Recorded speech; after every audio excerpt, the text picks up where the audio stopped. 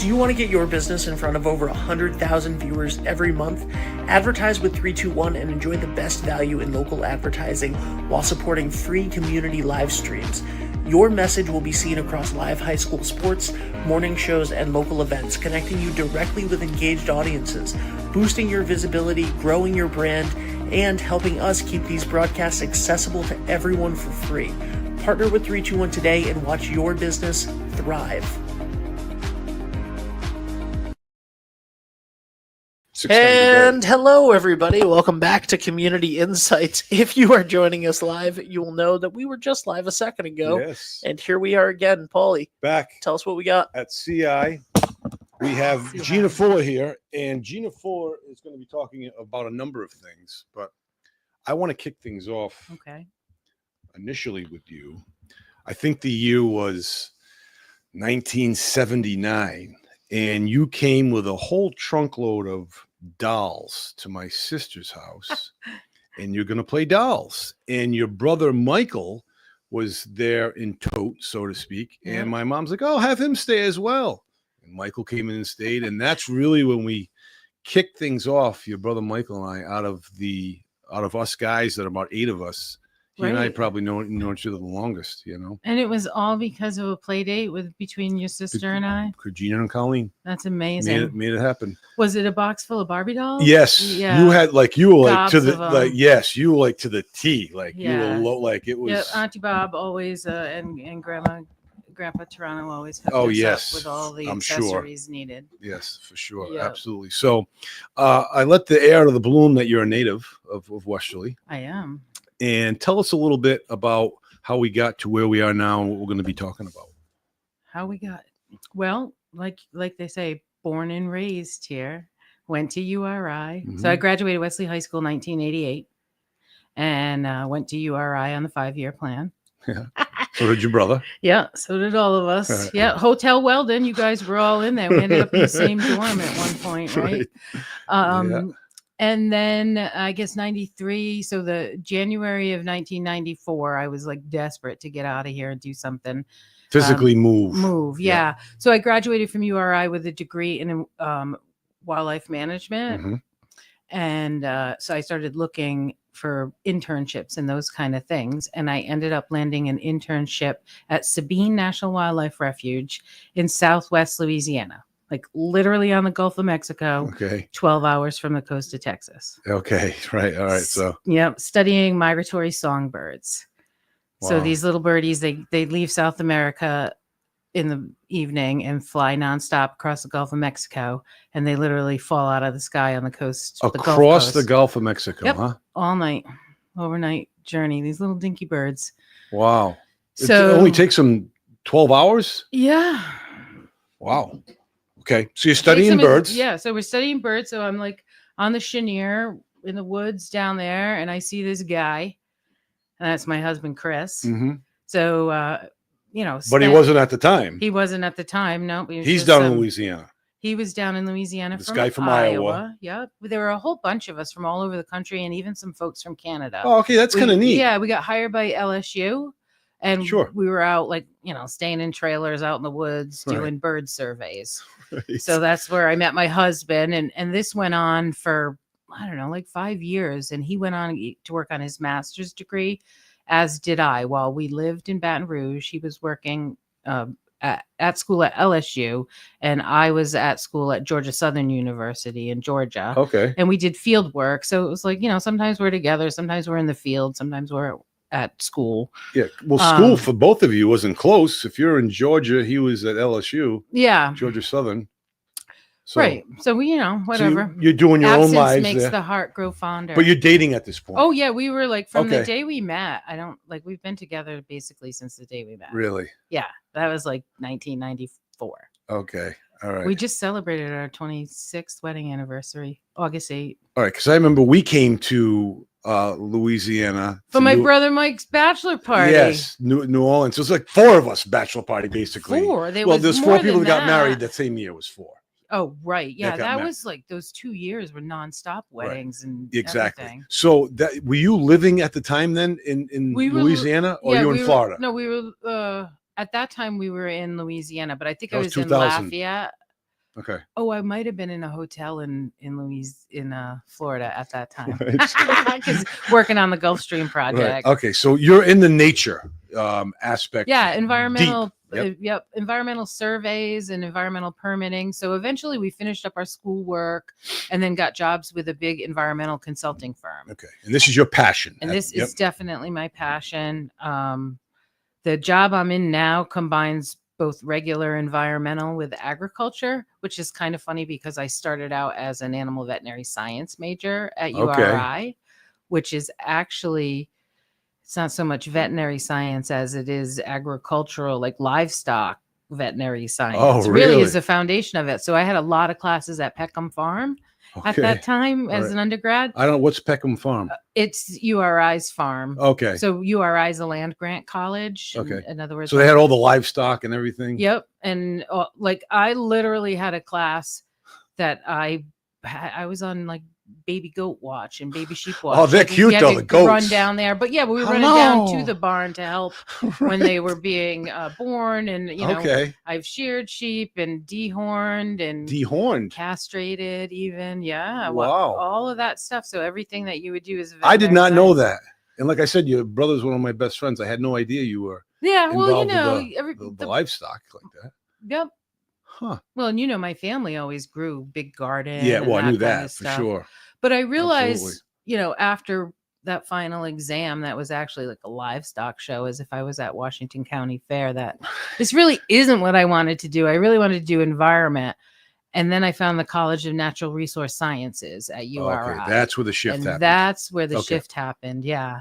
And, you know, so we did that for a while, studying wildlife, wetlands, soils, and using the environment.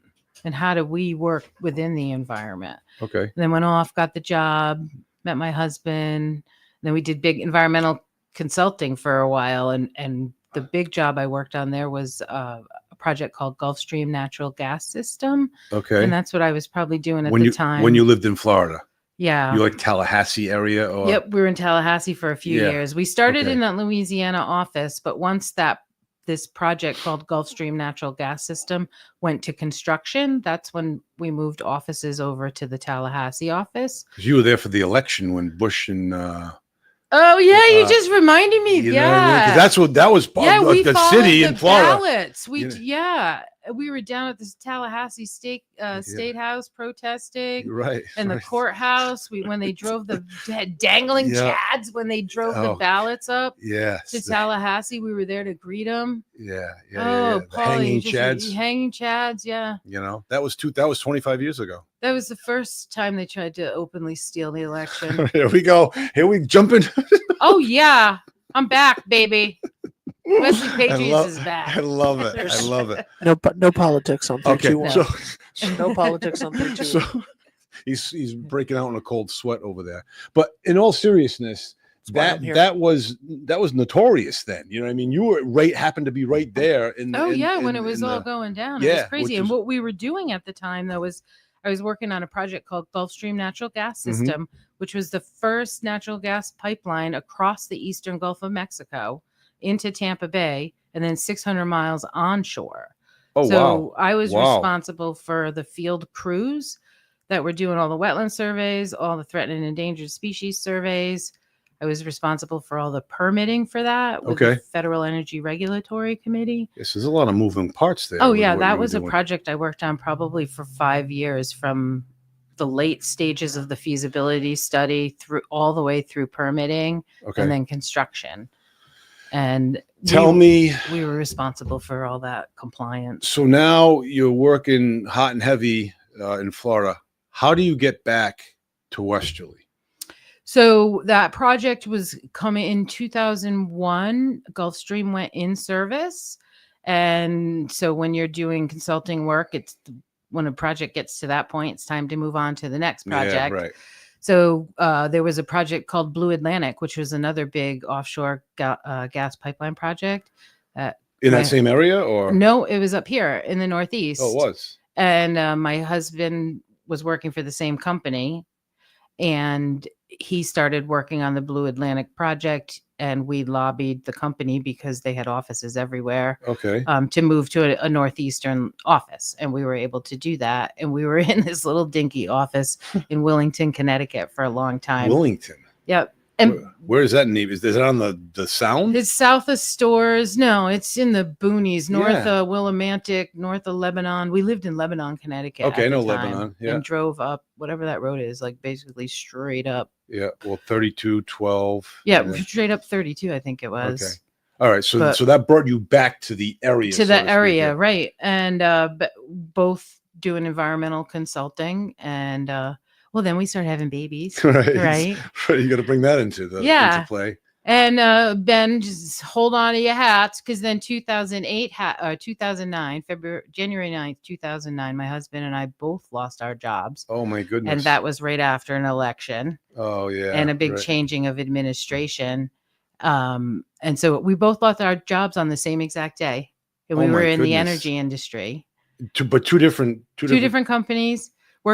Chris was working on the Keystone pipeline. He was permitting Keystone, and I was working on, I don't remember. I think I was working on Eastchester, which was a new pipeline to New York. Were you pregnant at the time?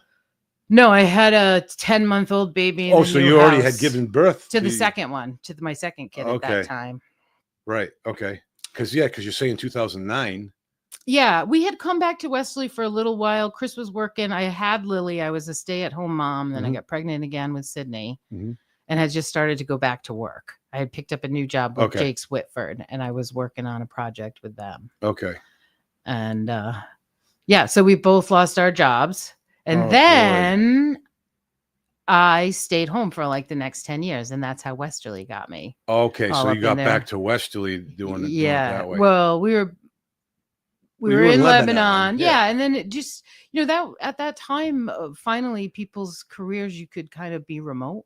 Yeah. Like, right. I was in Louisiana, but all the engineers and everybody I was working with were in Oklahoma, and we're building a pipeline like in Florida or whatever. Exactly. So, and then if you needed to go, the company put you up in a hotel for weeks or months. Yeah. So that was pre-COVID, where now with COVID, virtual is like, that's what you do. Yeah. Okay. So bring us up to speed at what we want to talk about today as far as. So I was, I got involved with the school committee.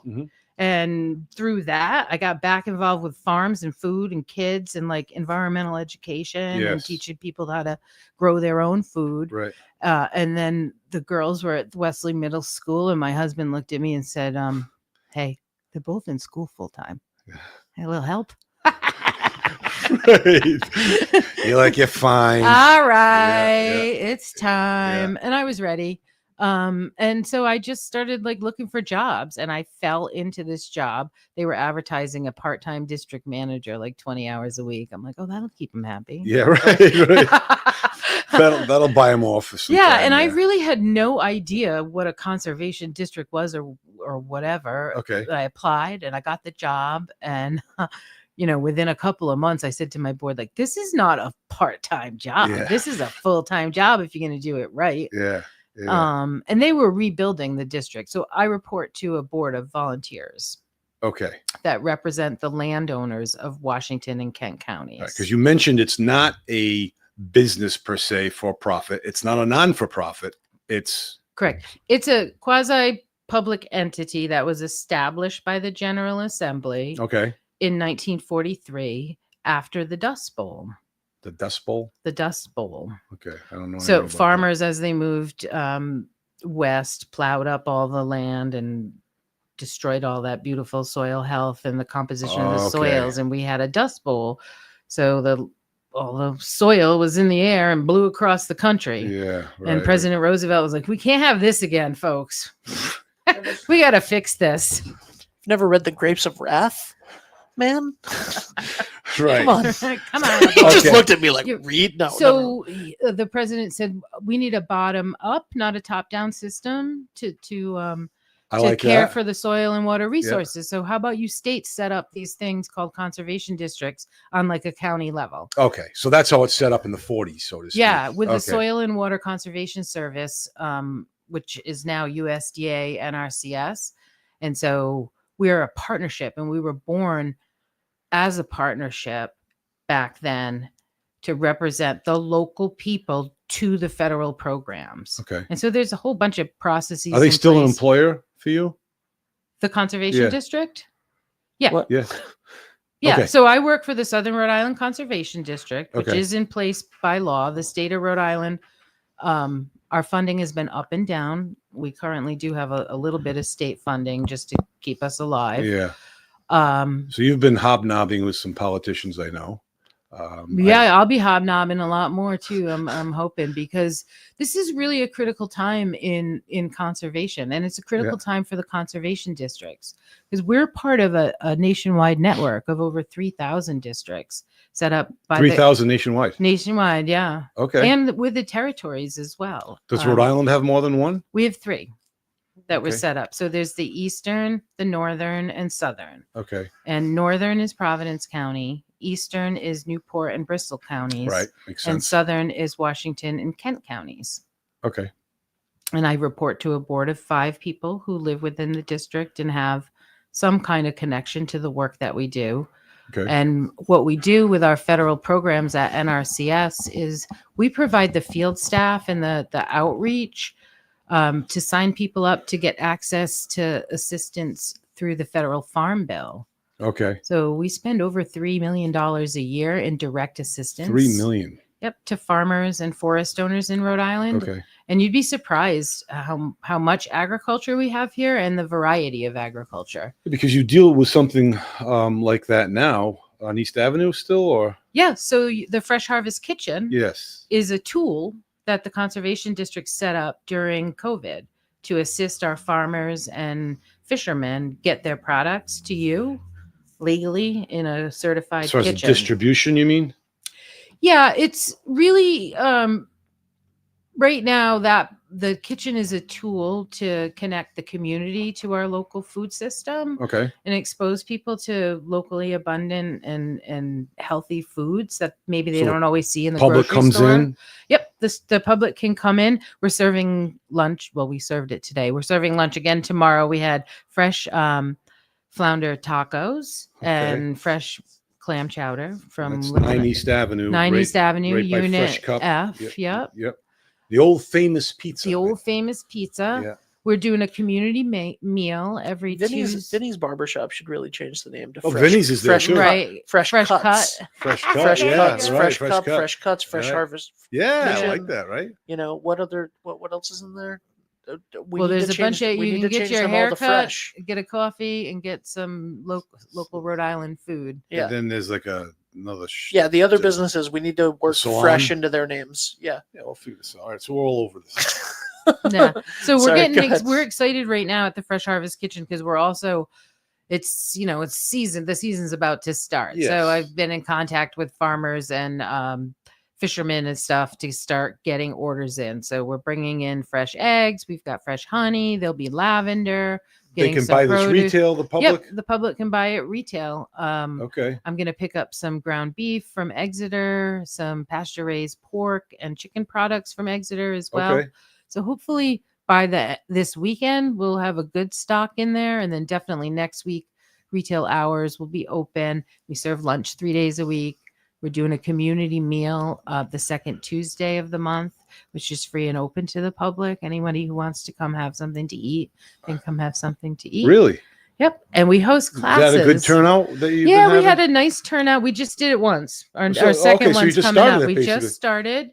Yep. Great. Josiah Dodge. Many people know Josiah. Mm-hmm. He's, of the Dodge fisherman fame Yes. from Block Island. Right. He's up at the kitchen helping with this our is great. programs. Some good exposure then in that regard. We've got some actual classes happening right now that people could register for. So educational as well. Yep. Learn how to cook a whole fish, learn how to fillet a fish, learn how to shuck clams. I think there's 6 or 7 classes he's got lined out. Oh my goodness. I'm glad you said that because our audience would love to know that. Yeah. You know what I mean? And they can check out our webpage, which is sricd.org. SRI. Like seafood RI. Southern Rhode Island Conservation District. Okay. .org. Okay. And then, of course, we're on Facebook, click the link in the Instagram. comments right now. Yeah. There we go. Twitter. Sign up on our website for our newsletter, and you get a monthly newsletter to know what we're up to. We're adding lots of classes. So that's on the website. What's the website again?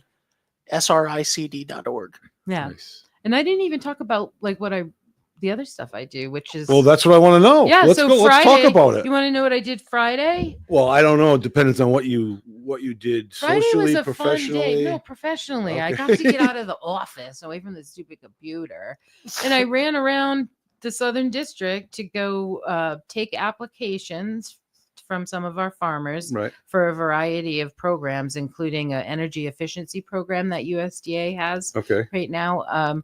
They're replacing tractors. With these? You With talked to Frank Pansera?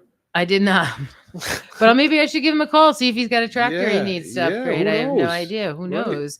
But we had a couple of folks that did participate in the program. So I got to go out and see a couple of brand new tractors, which was really nice. Yeah. And I also got to see a new tractor that a farmer was letting somebody else borrow. And I went to that farmer's farm to take an application because he needs a new tractor. These farmers give you good feedback as far as the new tractors? Yeah, they're liking them. Okay.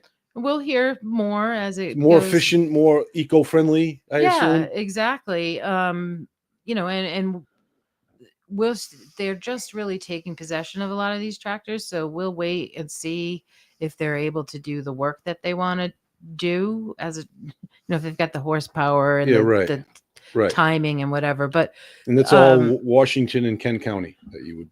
Anybody in the state. We just particularly work with Washington and Kent counties. No, right, but I'm saying you personally. Yep. You're not going to truck up to. No, we have Cumberland. people. I'll give you the name of who you could talk to in that district if you needed to. Yeah. Great. All right. Wonderful.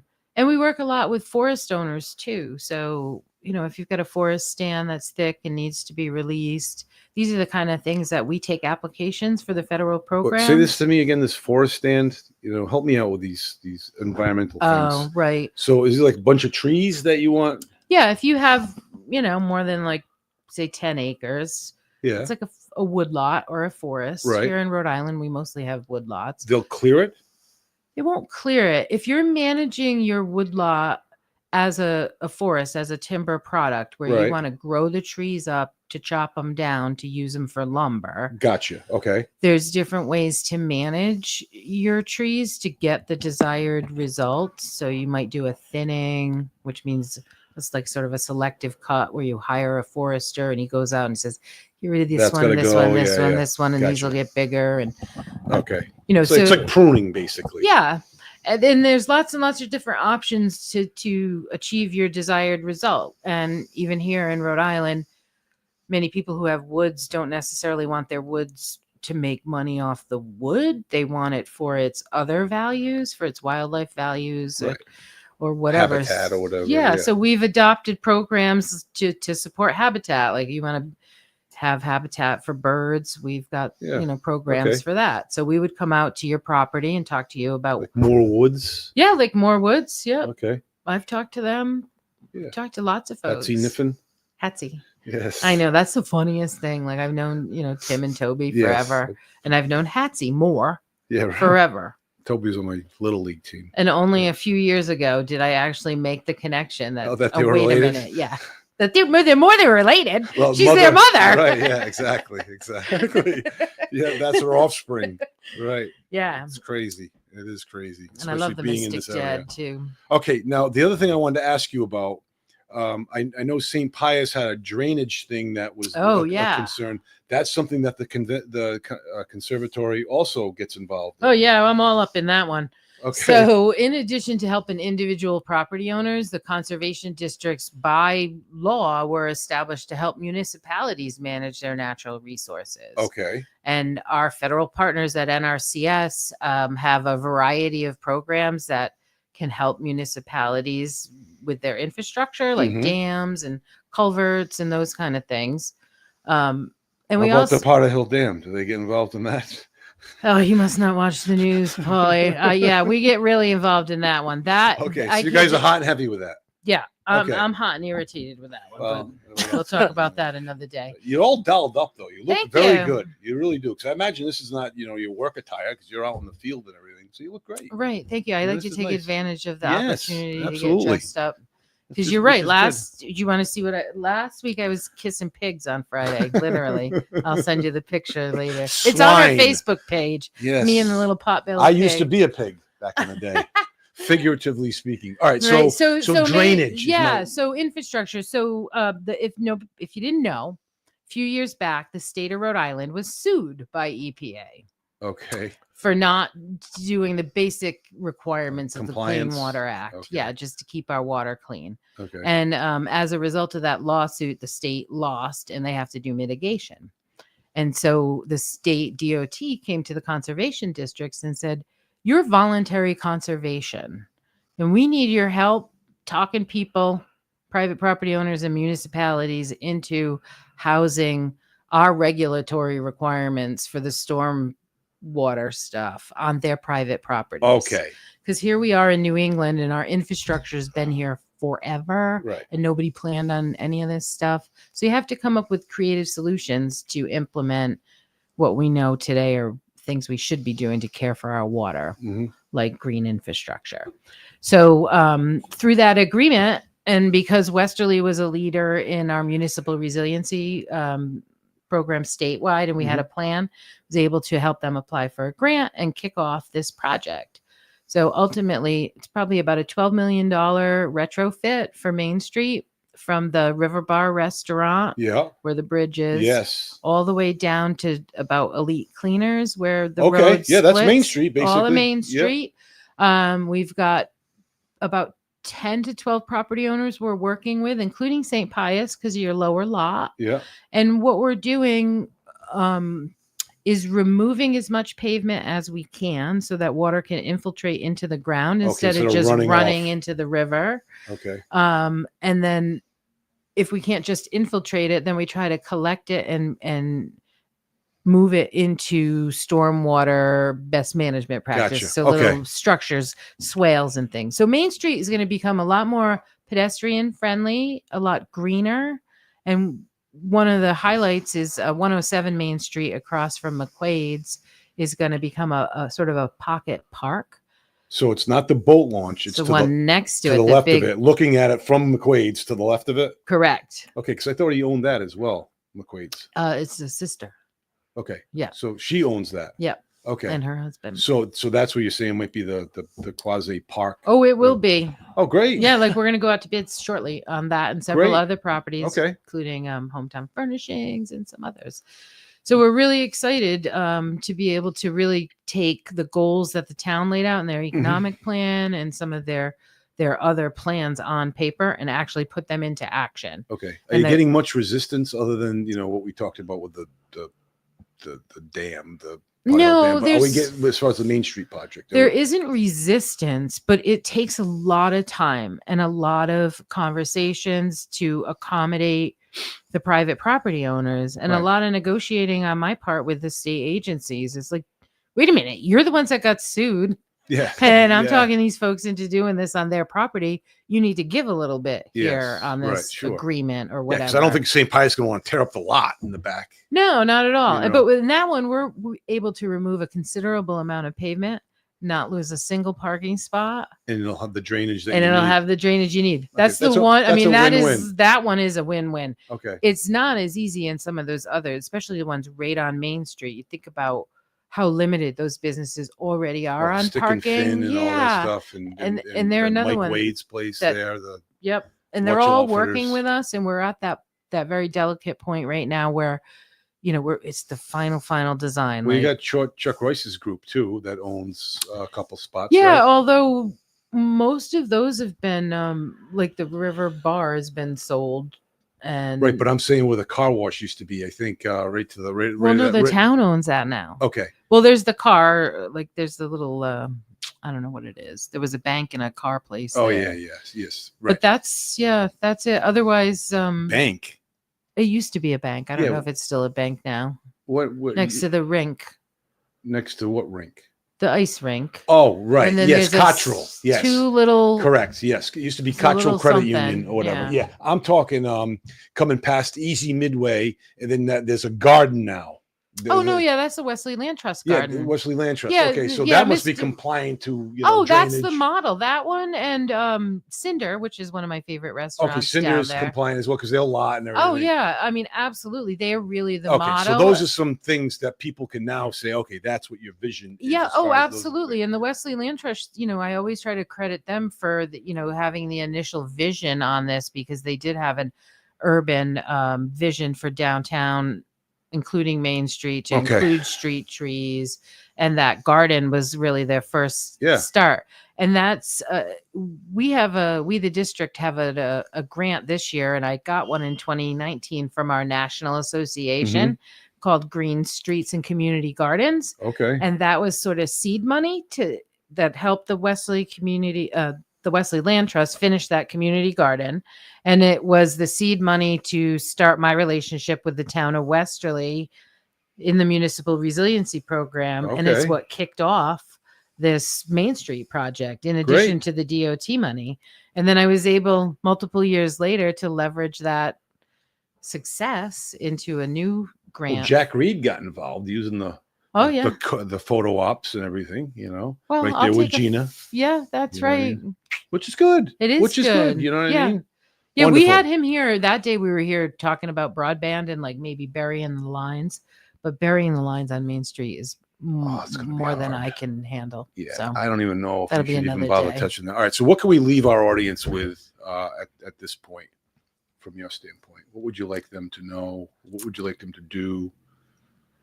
You want them to give you money? What do you want? I mean, we were always looking for support for the Fresh Harvest Kitchen, which is really just a passion That's project. Nice that you shared that, because most people probably didn't even realize that was open to the public. Yeah, and it's kind of a community meal, that you're doing. It's kind of funny because it's seasonal too. Like our fishermen and our farmers aren't necessarily fishing or farming in the winter. Right. So I usually majority of them. Right. I usually shut it down just after Thanksgiving, and we start opening again now. Okay. But we have commissary clients that rent the kitchen, so it's even though it's closed, it's still being used. So I don't know. I just I think people should know that voluntary conservation is alive and well. Wonderful. And we're up there. We have an office at 9 East Avenue in Unit G. So if you want to stop That's the Harvest by. Kitchen. Well, there's the kitchen in Unit F, but now I have an actual office. Oh, you do? Too. I do. Okay. Yeah, I moved out. I'm ready to take our staff back from the USDA office and have them all close and cranking and moving here, Gina. Yeah, and we're available for anybody who has any kind of issues, even community garden stuff. Like St. Pius has a community garden through the People's Garden Grant, which is one of our grants from USDA. Nice. Yeah. So you have your hands in it all. I got it in everything, baby. Oh, beautiful. That's right. Gina, thank you. All right, thank you, Ben. Guys. You're more than welcome. It was wonderful having you on. Here. Yeah. Also, Gina, do you want to shout out the show that you do, Resiliency Radio? Oh, yeah. I forgot about that, too. Yeah. So Resiliency Radio, I think we're in our third or fourth year now, but every Thursday morning from 9 to 10 a.m. on WBLQ, 12:30 a.m.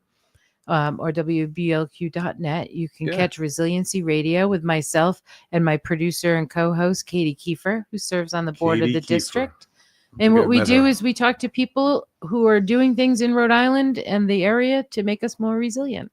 Yeah. I like that. All right. Awesome. Wonderful. Thanks, Gina. Thank you. Thank you, guys. All right, Ben. All right. We'll see you soon on Community Insights, Gina. Thank you so much. Thank you. We'll see you. Experience local excellence with Roof Right Roofing in Charlestown, Rhode Island. With over 40 years of unmatched expertise, Roof Right specializes in architectural shingles and holds the prestigious title of GAF Master Elite Installers. Known for their commitment to the community and support for local initiatives, Roof Right is your trusted partner for all of your home's roofing needs. Call today for a free estimate at 401-212-4140. Hi, this is Dan from Lathrop Insurance. In this challenging insurance environment, Lathrop Insurance can be your beacon in the storm to help you find the coverage you need at the right price. Now, more than ever, you need a partner in the insurance industry that can work with multiple carriers to make sure you have the right coverage at the right price. Lathrop Insurance carries home, auto, and business insurance and can be reached at 401-596-2525. We've been supporting the local community since 1939, and we look forward to working with you. What's going on, everybody? It's Patrick down here at the Wireless Zone at Dunn's Corners at 224 Post Road, and everybody down here is getting the brand new iPhone 16. We have it here in stock. The best part is right now, if you trade in your old phone, you get it for free. We got deals all weekend, awesome savings. Come on down and see us, 224 Post Road, Dunn's Corners, Verizon Wireless Zone. We'll see you soon. D&V Mechanical specializes in the installation, maintenance, and servicing of Mitsubishi ductless mini-split heat pump systems. We are certified by Mitsubishi as Diamond Elite Contractors and factory trained and up to date on the proper procedure of the installation and service of Mitsubishi ductless heating and air conditioning ductless heat pumps. We assist with the paperwork to reduce much of the stress-related documentation required to get the state rebates and federal tax incentives. We are not a jack-of-all-trades, master-of-nothing company. We are masters of ductless heat pumps. It's what we do, and it's what we know.